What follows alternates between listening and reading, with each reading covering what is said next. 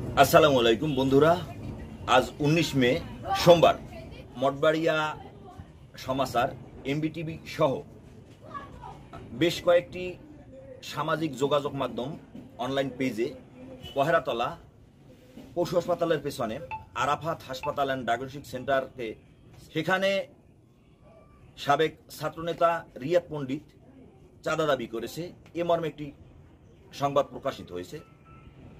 আমরা রিয়াদের সাথে কথা বলে যে বিষয়টি লক্ষ্য করেছি, রিয়াদ এই সংবাদটির তীব্র নিন্দা ও প্রতিবাদ জানিয়েছে।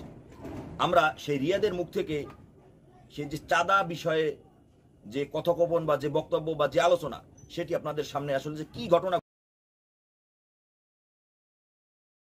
বিসমিল্লাহির রহমানির রহিম। আসসালামু আলাইকুম প্রিয় মঠবাড়িয়াবাসী। আমার নাম রিয়াদ পণ্ডিত, পিতা মোহাম্মদ জালাল পণ্ডিত, পৌর ছাত্রদলের সহসভাপতি সাবেক। মঠবাড়িয়া সমাচার সহ আরো ৫-৬টা অনলাইন পত্রিকায় আমার বিরুদ্ধে মিথ্যা ভিত্তিহীন সংবাদ প্রচার করা হয়। মূল বিষয়টা হলো, আমি লিটনের কাছে আমার ছোট ভাই কিছু টাকা পাবে, ২০,০০০ টাকা। আমি ফোন করি, আমার ছোট ভাই ফোন আমাকে বলার পর অবহিত করার পর আমি বলি যে টাকাটা মানে ফোন করি ওনাকে, লিটন ডাক্তারের কাছে। লিটন ডাক্তারের ফোন করি আমি, স্যার আপনি কি লিটন ডাক্তার? বলছে জি লিটন ডাক্তার। জি বলছে আপনার কাছে কি কোনো লেনদেন আছে? এ ব্যাপারে কোনো ২০,০০০ টাকার একটা লেনদেন আমার একটা ছোট ভাই আপনাকে দিছে। বলছে যে আমি ১,০০,০০০ টাকায় ২০,০০০ টাকা, মানে ২০,০০০ টাকা থেকে আমি ১,০০,০০০ টাকা ওনাকে দিছি। আমি কি এটা কি আদৌভাবে সম্ভব যে ২০,০০০ টাকা থেকে ১,০০,০০০ টাকা দেয়া? উনি বলছে সম্ভব, দিনে দিনে আমার কাছে এই টাকাটা নিছে। আমি বলছি আপনার কাছে আমি অত কিছু জানতে চাই, আপনার কাছে জানতে চেয়েছি আমি এতটুকুই যে আপনি টাকাটা দিবেন কি দিবেন না, আপনার কাছে পাবে কি পাবে না। উনি বলছে যে তুমি কে? তারপর অকথ্য ভাষায় গালিগালাজ করছে, মা বোন তুলে, যেটা আমার অনলাইন সোশ্যাল মিডিয়ায় এসে বলা সম্ভব না, সেটা আমি নাই বলি। আরো বিভিন্ন নেতাদের কাছে বলে, তোর যে বাবা আছে নেতা, তুই তার কাছে যেই বল যে আমি আমার নাম লিটন, আমি অমুক। সে বিগত দিনে পল্লী চিকিৎসক, হাড়ভাঙ্গা বিশেষজ্ঞ, সে একজন মার্ডার মামলার আসামি।